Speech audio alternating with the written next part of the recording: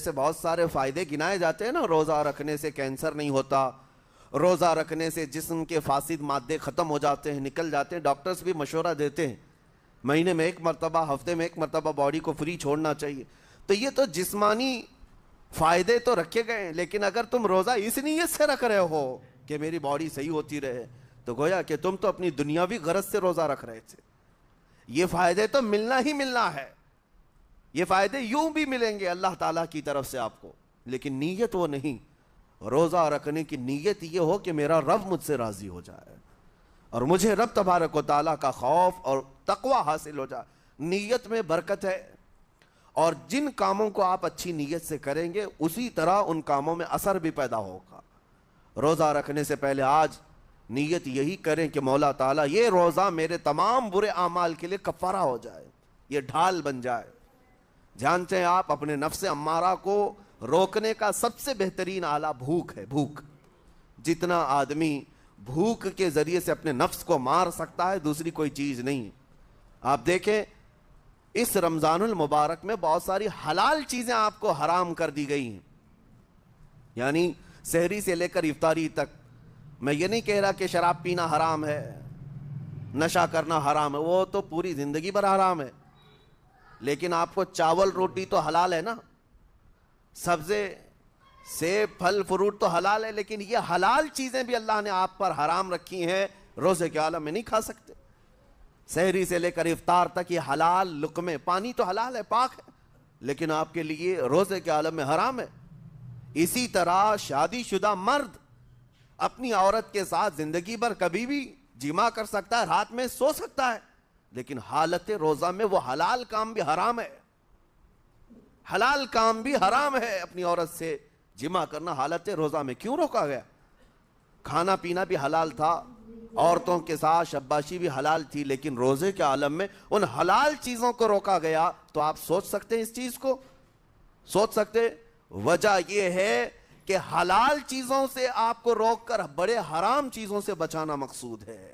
آج اگر اپنے آپ میں اتنا کنٹرول کر لے جاؤ کہ چند حلال چیزوں سے دن بھر بچ سکتے ہو، انشاءاللہ رمضان کے بعد بڑی حرام چیزوں سے بھی اللہ آپ کو محفوظ رکھے گا. میرے عزیزو، برا ہے ان لوگوں کا جن کو میرے آقا صلی اللہ تعالیٰ علیہ وسلم نے دعائے ہلاکت فرمائی. اس سے بدنصیب کوئی ہو سکتا ہے جن کے لیے رسول رحمت صلی اللہ تعالیٰ علیہ وسلم کی دعائے ہلاکت ہوئی ہو؟ حضور صلی اللہ تعالیٰ علیہ وسلم ایک دن مسجد نبوی شریف میں تشریف لے جا رہے تھے. منبر پر آپ نے قدم رکھا، آمین کہا. پھر دوسرے زینے پر قدم رکھا، آمین کہا. تیسرے زینے پر قدم رکھا، آمین کہا. خطبہ مکمل کیا. صحابہ نے پوچھا یا رسول اللہ صلی اللہ علیہ وسلم، ہر زینے پر آپ قدم رکھتے ہوئے آمین کس لیے کہہ رہے تھے؟ سنو، رسول پاک صلی اللہ علیہ وسلم ارشاد فرماتے ہیں کہ میں جب پہلے زینے پر قدم رکھا تو سید الملائکہ جبرائیل امین آئے اور دعا کرنے لگے. کیا دعا کیا؟ یوں کہا، یا رسول اللہ صلی اللہ علیہ وسلم، وہ شخص ہلاک و برباد ہو جائے جو آپ کا نام سنے اور پھر اس کے بعد درود نہ بھیجے. حضور فرماتے میں نے آمین کہا. حضور کا نام سنتے ہی آپ کی زبانوں پر درود آ جانا چاہیے. اللہم صلی علی سیدنا محمد وآلہ وصحبہ وبارک وسلم. میرے آقا فرماتے ہیں دوسرے زینے پر قدم رکھا تو جبرائیل امین نے یوں کہا، یا رسول اللہ صلی اللہ علیہ وسلم، وہ شخص ہلاک و برباد ہو جائے جو زندگی میں اپنے ماں اور باپ میں سے کسی ایک کے بڑھاپے کو پایا اور ان کی خدمت کر کے جنت نہیں حاصل کر سکا بلکہ ان کو ایسے ہی چھوڑے رکھا، ایسا شخص برباد ہو جائے. حضور فرماتے میں نے آمین کہا. پھر جبرائیل امین نے کہا تیسرے زینے پر قدم رکھتے ہی. میرے آقا فرماتے ہیں جبرائیل نے یوں دعا کی کہ اے اللہ کے رسول، وہ شخص ہلاک و برباد ہو جائے جو رمضان کا مہینہ پایا لیکن اس کا ادب نہیں کر سکا، اس کا احترام نہیں کر سکا. حضور فرماتے ہیں میں نے اس پر بھی آمین کہا.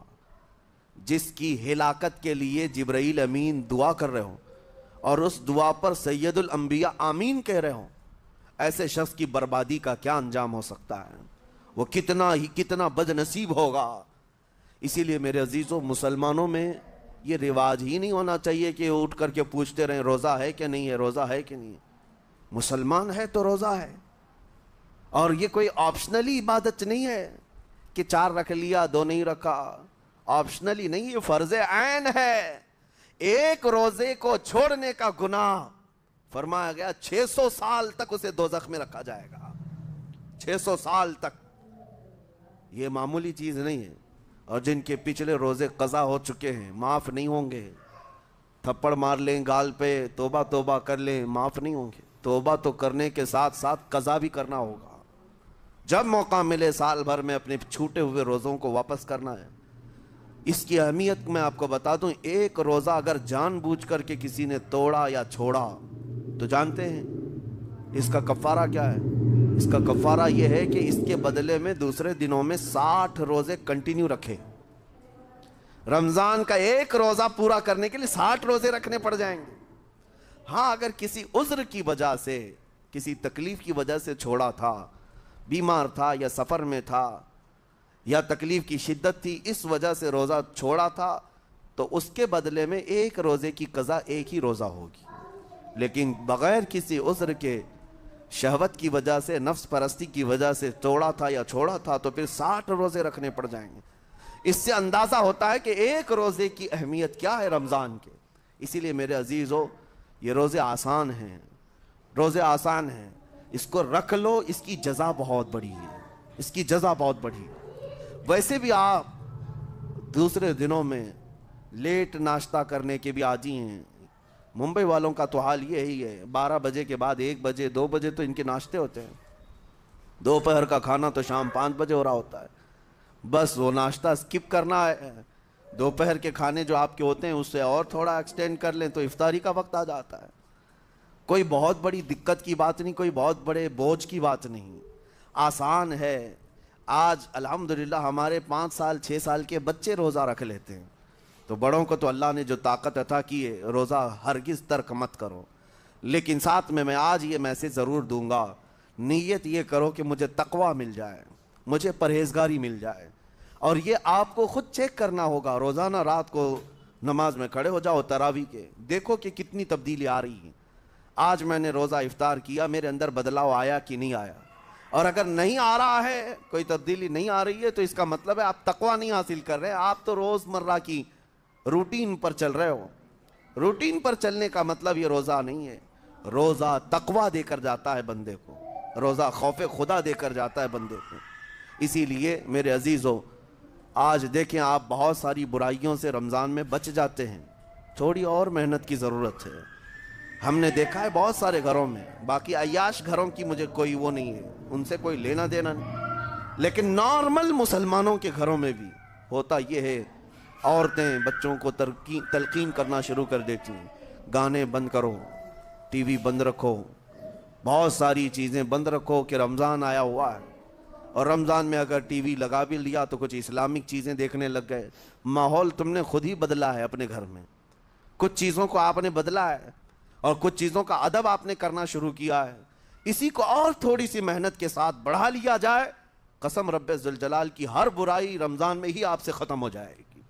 جس کی کوئی چیز چھوڑنے پر نہیں چھوٹتی ہے، وہ رمضان میں کر کے دیکھ لے، اللہ کی بارگاہ میں یاد کرے کہ مولا دن بھر میں تیری رضا کے لیے بچ رہا ہوں، مجھے میری باقی زندگی میں ان گناہوں سے بچا لے۔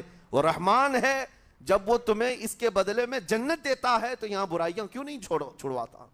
یقیناً وہ برائیوں کو تم سے دور کرے گا۔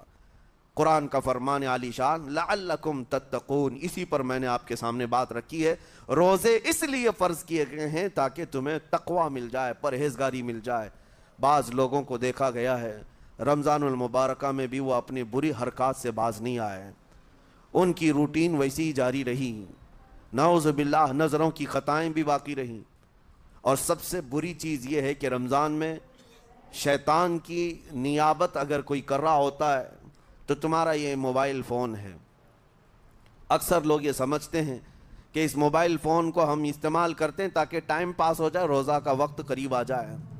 اس ٹائم پاس کے چکر میں تم کیا کیا دیکھتے رہ جاتے ہو اور کہاں تک یہ چیزیں پہنچاتی ہیں تمہیں اندازہ بھی نہیں ہوتا، احساس بھی نہیں ہوتا، تو تمہاری رہی صحیح عبادت کو بھی یہ ہضم کر جاتا ہے، کھا جاتا ہے۔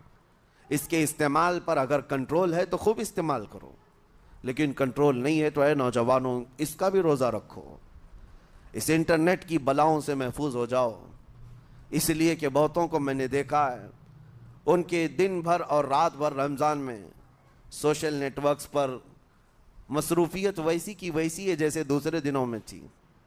وہ رات بھر چیٹنگ میں بھی مصروف ہیں، ایک دوسرے کو ادھر ادھر بھیجنے میں بھی مصروف ہیں، ساری چیزیں جوں کی توں چل رہی ہیں۔ تو تمہارے موبائل نے تمہیں تقوی سے بہت دور رکھا ہے، تمہیں رب تعالیٰ کے قریب ہونے نہیں دیتا۔ اپنے آپ کو بدل لو۔ ظاہر سی بات ہے یہ سخت چیز ہے، اگر کوشش کرو گے تو بچ جاؤ گے، اور تقوی اتنی آسانی سے تو نہیں ملتا۔ اپنے آپ کو سٹرگل کرو، انشاءاللہ العزیز دل پاک ہو جائے گا، پھر آپ کو اپنی زندگی کے اندر جو اجالے نظر آئیں گے وہ خود آپ محسوس کریں گے، آپ محسوس کریں گے۔ گناہوں کے اندھیروں نے دل پر ایسی کالک رکھی ہے کہ آپ کو کچھ بھی یہاں پر سمجھ میں نہیں آتا، ورنہ نمازوں کا لطف ایسا ہے، قرآن کا مزہ ایسا ہے، جسے یہ لگ جائے دنیا کی کوئی نعمت اس کے سامنے ہیچ نظر آتی ہے، کوئی چیز اسے اچھی نہیں لگتی، لیکن کب؟ جب اسے تقوی کا اجالا حاصل ہو جائے۔ میرے عزیزو، اللہ کریم کی بارگاہ میں دعا گو ہوں، مولا قدیر و جبار ہم سب کو تقوی و پرہیزگاری عطا فرمائے، اور ہم سب کے روزوں سے اللہ تعالی ہمیں پرہیزگاری عطا فرمائے۔ ان روزوں کے انوار اور برکات اور رمضان کے احترام کی ہمیں توفیق عطا فرمائے۔ مولا کریم تیری خشیت سے اور تیرے خوف سے آنکھیں جو بھیگتی ہیں ان آنکھوں میں ہمارا شمار فرما دے۔